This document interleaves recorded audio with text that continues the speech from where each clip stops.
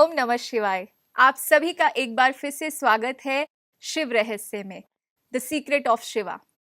आज हम सब सुख और समृद्धि अपने जीवन में चाहते हैं और चाहते हैं हमारी हर मनोकामना पूरी हो। और जैसे ही महाशिवरात्रि का पर्व आता है, हम भोलेनाथ को खुश करने में लग जाते हैं। कहीं हम जागरण करते हैं, कहीं पूजा करते हैं, अर्चना करते हैं।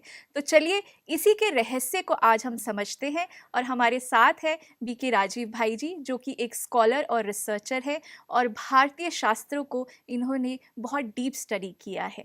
आपका एक बार फिर से स्वागत है। ओम शांति भाई साहब। ओम शांति। भाई साहब, हम बहुत सारी चीज़ों पे डिस्कस कर चुके हैं अभी।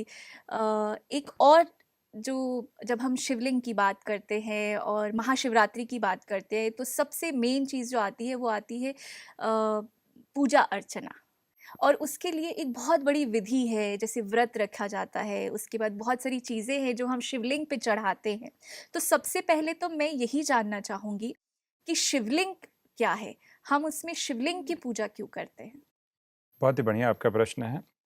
अक्सर करके जब हम शिव की आराधना की बात करते हैं तो शिवलिंग के बारे में बहुत सारे मिसकंसेप्शंस भी हैं। तो वास्तव में शिवलिंग शब्द जो है, शिव और लिंग, लिंग का अर्थ होता है चिन्ह होता है, लेकिन आगे चलकर लोगों ने जैसे जैसे समय बीता गया तो लोगों ने इसको अश्लील अर्थ के साथ भी जोड़ दिया। वरना देखिए आज भी लोग साउथ इंडिया में लोग क्या करते हैं कि नाम जब रखते हैं तो नाम रामलिंगम रखते हैं। सोचने वाली बात है। तो जो लिंग शब्द है संस्कृत में, इसका मतलब होता है चिन्ह।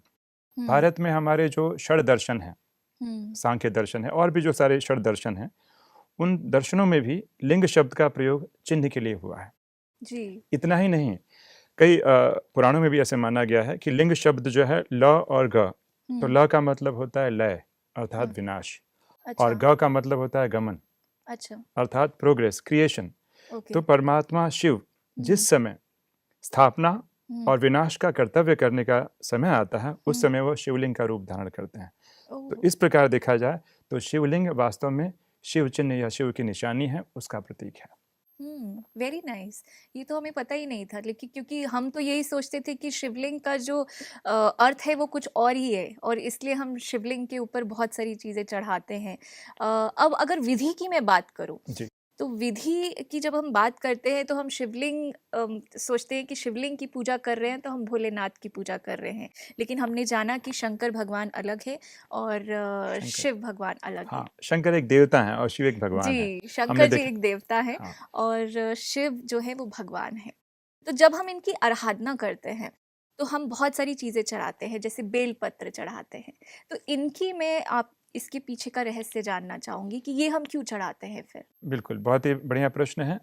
तो देखा जाए तो ये जो हम बेलपत्र चढ़ाते हैं, तो बेलपत्र में कितने पत्ते होते हैं? तीन पत्ते होते हैं। तो मैंने बताया था पहले ही कि जहाँ पे तीन चीज़ें आ जाती हैं, चाहे त्रिपुंड चाहे तीन पत्ते, तो वो तीन पत्ते जो हैं परमात्मा के स्थापना, विनाश और पालना, ये जो तीनों कर्तव्य हैं उनके कहीं ना कहीं परिचायक हैं। और भगवान को हम इंग्लिश में गॉड भी कहते हैं। एक दूसरा अर्थ निकाला जाए तो G for generator, O for operator and D for destructor.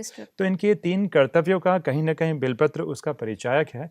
इसीलिए जब शिवरात्रि आती है तो लोग शिव जी पर बेलपत्र चढ़ाते हैं। अच्छा, पर अब हमने ऐसा सुना था कि बेलपत्र चढ़ाया जाता है क्योंकि भोलेनाथ को बेलपत्र बहुत पसंद है। लोगों ने बाद में जाके पौराणिक कहानियों के साथ जो है इसको जोड़ा है कहीं ना कहीं। जैसे आपने शिकारे की कथा सुनी होगी, तो सारी कहानियां बाद में धीरे धीरे जो है जुड़ती गई।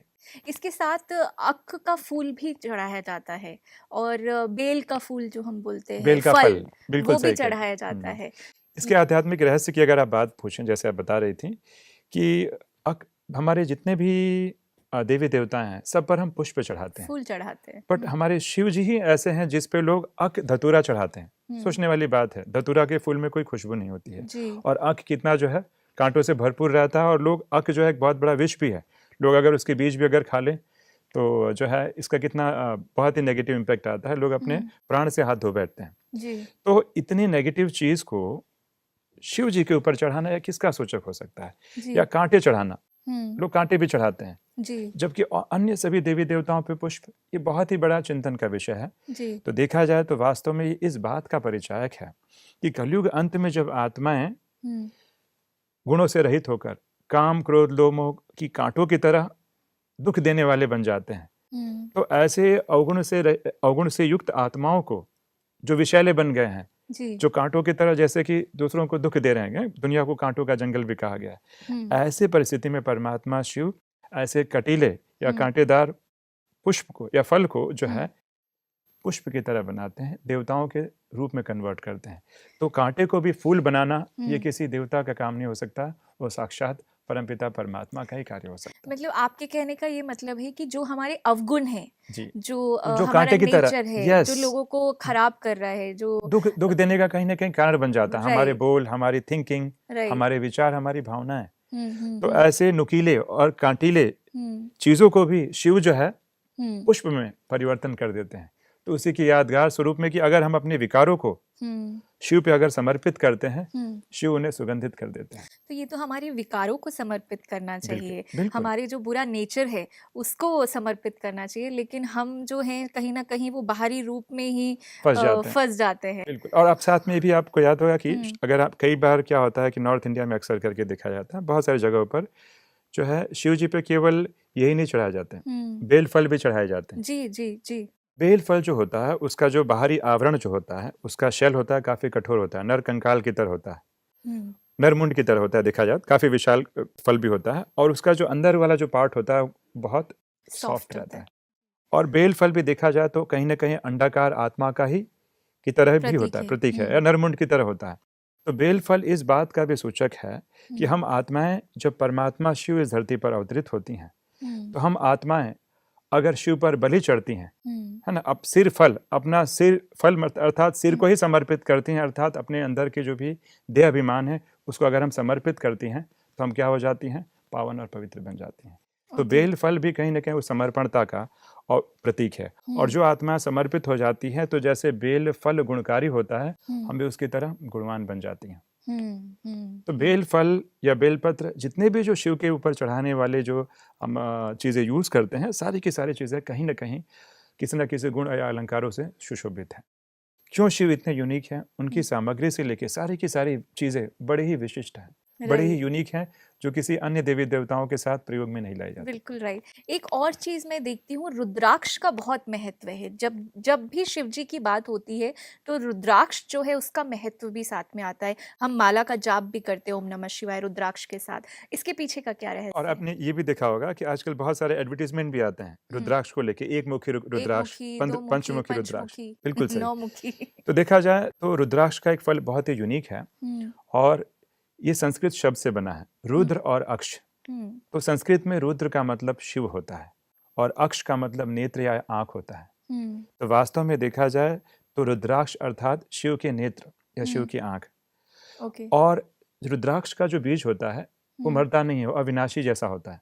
ओके ये रुद्राक्ष कहीं ना कहीं उन अविनाशी आत्माओं का सूचक है जिन्होंने अपनी पूरी की पूरी भावनाएं शिव पर उड़ेल दी, और जब शिव अपना कार्य कर रहे थे नई दुनिया की स्थापना में, उस कार्य में सहयोगी बनकर अपने आप को पूर्णतः अर्पित कर दिया, और उन्हीं की यादगार में जो है ये रुद्राक्ष है। तो क्यों ना हम भी इस प्रकार के कर्म करें कि हम शिव के नेत्रों की शोभा बने। क्यों ना इस प्रकार का हम कर्म करें कि शिव हमारे नैनों में बस जाए और हम शिव के नैनों में बस जाए। Wow, very nice. इसलिए कई कथाएं भी हैं कि कई ऐसे भी मानते हैं कि रुद्राक्ष में कि भाई शिव के जो है नेत्र से अश्रुधारा निकली, उससे जो है रुद्राक्ष बना। तो वास्तव में रुद्राक्ष उन आत्माओं का प्रतीक है जो अविनाशी हैं और जो शिव के नैनों में बसी हुई हैं, जिन्होंने शिव को अपने नैनों में बसा लिया है। तो रुद्राक्ष जो है कहीं ना कहीं उस बात का प्रतीक है, और इसीलिए उन आत्माओं की यादगार में जो हमारे यहाँ भारतीय परंपरा में माला जो बनाई जाती है, 8 की बनाई जाती है, 108 की बनाई जाती है, 16,108 की भी बनाई जाती है। अच्छा। तो उन आत्माओं ने परमात्मा के कार्य में कहीं ना कहीं सहयोग दिया था जी। उस कर्तव्य के यादगार में लोग आज भी उसको सिमरन करते हैं, और माला को सिमरनी भी कहा जाता है। सिमरन का बहुत बड़ा महत्व है। तो ये चीजें इंस्पायर करती है, क्यों ना हम रुद्राक्ष की तरह सोचिए, शिव की एक छोटी से छोटी चीज कितनी इंस्पायर कर रही है। क्यों ना उसकी तरह जो है हम भी ऐसे योग्य बने, उनके कार्य में सहयोगी बने कि हम भी उनके नैनों में बस जाएं। तो रुद्राक्ष अर्थात शिव के नेत्र, शिव इस के नेत्र इस हैं। आधार पर जो है कहीं न कहीं ये अलंकार जो है अलाइन होता है। राइट। इसके साथ एक और चीज़ देखी जाती है कि नंदी जो है हुँ। वो भी शिव के साथ देखा जाता है, और जहाँ पर भी शिव मंदिर है वहाँ पर नंदी ज़रूर देखा जाता है, और द्वार पर ही देखे जाते हैं। तो नंदी जी का क्या और साथ में आप ये भी इम्पोर्टेंस आपको है? ध्यान रहे कि सिर्फ़ नंदी नहीं, नंदी के साथ कछुआ भी होता है जी, और दोनों का डायरेक्शन शिवलिंग की तरफ। शिवलिंग की तरफ होता है। ये राइट। सारी चीज़ें क्यों बताई गई, इसके कुछ न कुछ गूढ़ आध्यात्मिक रहस्य हैं। जी। तो अगर हम नंदी की बात करें, तो सोचने का विषय है कि निराकार परमपिता परमात्मा शिव, जो परम धाम में रहते हैं, सूर्य चंद्रमा से दूर रहते हैं, भला एक बैल या हुँ। नंदी की सवारी कैसे करेंगे? जी। तो नंदी की सवारी, नंदी वास्तव में एक पुरुष विशेष का प्रतीक है हुँ। कि परमात्मा शिव निराकार हैं, लेकिन मानव का कल्याण करने अर्थ वह हुँ। किसी एक पुरुष विशेष के तन का आधार लेते हैं। ओके। और उसी पुरुष विशेष को भारतीय शास्त्रों में ब्रह्मा भी कहा गया है। ओके। क्योंकि अगर देखें हम शास्त्रों में तो कहीं न कहीं आता ही है कि हुँ। निराकार शिव कैसे ब्रह्मा को अपना माध्यम बनाते हैं। अगर हुँ। ब्रह्मा की बात करें तो ब्रह्मा शब्द जो है संस्कृत बृह से बना है, जिसका मतलब होता है टू स्प्रेड, फैलना या विस्तार। ओके। तो प्रजापिता ब्रह्मा परमात्मा शिव के इस ज्ञान का विस्तार लोक कल्याण अर्थ करते हैं हुँ, हुँ, और हुँ। इसीलिए उनको प्रजापति या प्रजापिता भी कहा गया है। हुँ। तो वास्तव में पशुपतिनाथ भी हाँ, बोलते हैं कहते हैं, पर उनको। हाँ। पशुपतिनाथ में वास्तव में पशु का मतलब एनिमल नहीं होता है, जो हम ओके। कई बार समझते हैं। हाँ, हाँ। पशु का मतलब पाश, अर्थात आत्माएं जो अज्ञान रूपी पाश में बंधी रहती है, ओके। परमात्मा शिव इसको पाश अर्थात बंधनों से मुक्त करते हैं, इसलिए वो पशुपतिनाथ भी है। ओके।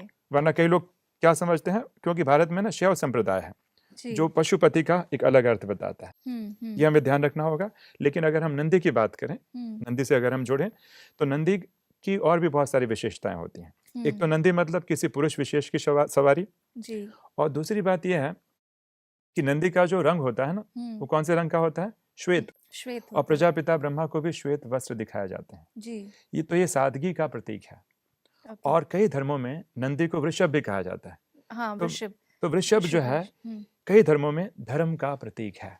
हुँ। परमात्मा शिव को बताते हैं कि कल्प अंत में एक धर्म की स्थापना करने के लिए, पुनर्स्थापना करने के लिए किसी पुरुष विशेष का आधार लेते हैं, जो बहुत ही साधारण तन रहता है, हुँ। उसकी सवारी करते हैं। और जी। इसीलिए उसकी यादगार में नंदी को कहीं न कहीं जो है शिव की सवारी के साथ जोड़ा गया। जी, और जी, इतना जी। ही नहीं, जो जैसे हम बता रहे थे कि नंदी का मुख जो है किसकी तरफ रहता है? शिव। शिवलिंग की तरफ। हुँ। अर्थात जिस सवारी का भगवान निर्वाह करते हैं, जिस सवारी को अपना माध्यम बनाते हैं, उसका बुद्धि योग हमेशा भगवान के साथ जुड़ा रहता है। शिव के साथ ही लगा ओके। रहता है। हुँ। तो नंदी से तो हम ये सीख लें कि नंदी ने क्या कर्म किए हैं, है ना? नंदी हुँ। को भी ब्रह्मा भी कहा गया है कहीं न कहीं, या हुँ। भागीरथ के कथा के साथ भी जोड़ा गया है, जी। जिन्होंने गंगा को जो है स्वर्ग हुँ। से हुँ। धरती पर लाने धरती के पर लिए लाए। तपस्या की। जी। और जिनके बताते हैं जिनके तप के बल से जो अज्ञान निद्रा में सोए हुए श्रापित उनके पुत्र जो है तर हुँ। गए।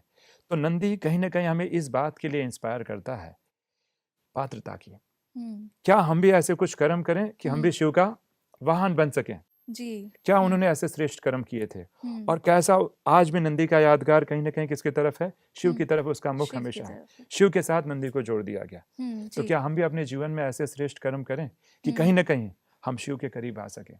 लेकिन जैसे अभी आपने कछुए को देखा, तो कई हुँ। लोग समझते हैं कछुए का क्या महत्व है? हुँ। तो वास्तव में देखा जाए, कछुए का भी बहुत आध्यात्मिक रहस्य है। कछुआ जो है, वह हुँ। बताते हैं कि शास्त्रों में कि विष्णु को जो है कई बार कश्यप अवतार के साथ जोड़ा जाता है। जी। तो अगर कछुआ जो है हुँ। विष्णु का प्रतीक है, नंदी ब्रह्मा का प्रतीक है, हुँ। अर्थात परमात्मा शिव हुँ। ब्रह्मा और विष्णु हुँ। दोनों के कहीं न कहीं क्या है? आराध्य हैं, हुँ। उनके रचयिता हैं। ये इस बात को भी इंगित करता है। कि ये उनके भी पिता हैं। हाँ, उनके भी पिता हैं, हुँ। सर्वश्रेष्ठ हैं। और जी। इतना ही नहीं, अगर देखा जाए कछुए की भी कुछ गुणवत्ता होती है। जी। कछुए का जो बाहरी शेल रहता है, बहुत ही कठोर रहता है। हुँ। तो वो बाहरी कवच जो है, कहीं न हुँ। कहीं मन की शक्ति का प्रतीक है। और कछुए की धीमी चाल किस गुण हुँ। को दर्शाता है?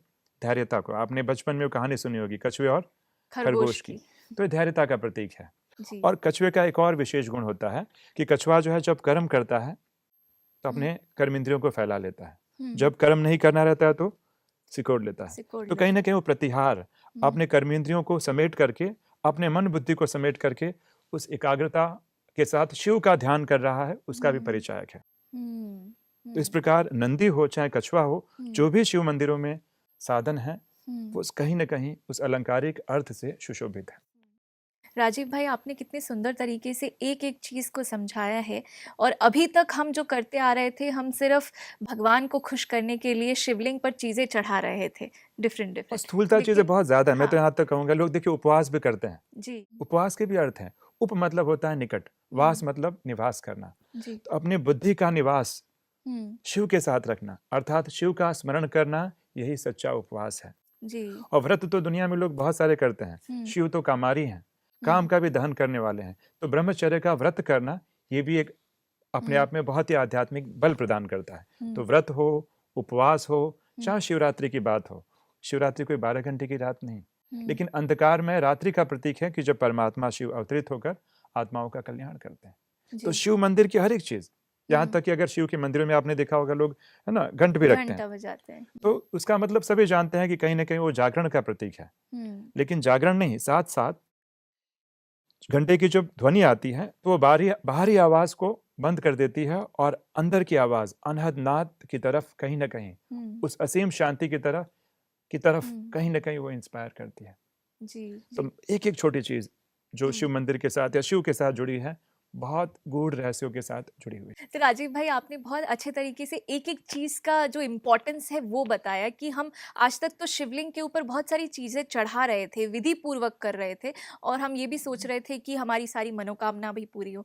एकदम छोटी से छोटी चीज, वही कह रहे हैं, एकदम छोटी से छोटी चीज का कितना अर्थ है, सोचने वाली बात है। और उस अर्थ के साथ जब हम वो पूजा अर्चना करें, और जहाँ आपने व्रत की भी बात करी, अगर उसको भी हम ब्रह्मचर्य के व्रत के साथ अगर वो पालना करते हुए ये सब करें और व्रत तो की तो आप बात कही नहीं, लेकिन यहाँ तक कलश जो शिवलिंग पे चढ़ाया जाता है, जी। उसके अंदर जो बहने वाली एक एक बूंद, जी। जी। वो भी कहीं ना कहीं उस ज्ञान कलश और उनके साथ अनवरत योग का कहीं ना कहीं सूचक है। एक एक जी। छोटे से छोटा चिन्ह जो है कहीं ना कहीं उनके महत्व को उजागर कर देता है। जी। आज की पूरी चर्चा के लिए आपका बहुत बहुत धन्यवाद राजीव भाई। ओम शांति। ओम शांति। तो आज हमने शिवलिंग की पूजा के पीछे के रहस्य को समझा। कैसे हम छोटी छोटी चीज़ों के जब अर्थ को समझ लेते हैं तो हमारी साधना जो है वो और स्ट्रांग हो जाती है। ऐसे ही बहुत सारे रहस्य जो शिव जी के साथ जुड़े हुए हैं, हम आपके लिए अगली कड़ी में लेकर आएंगे। ओम शांति।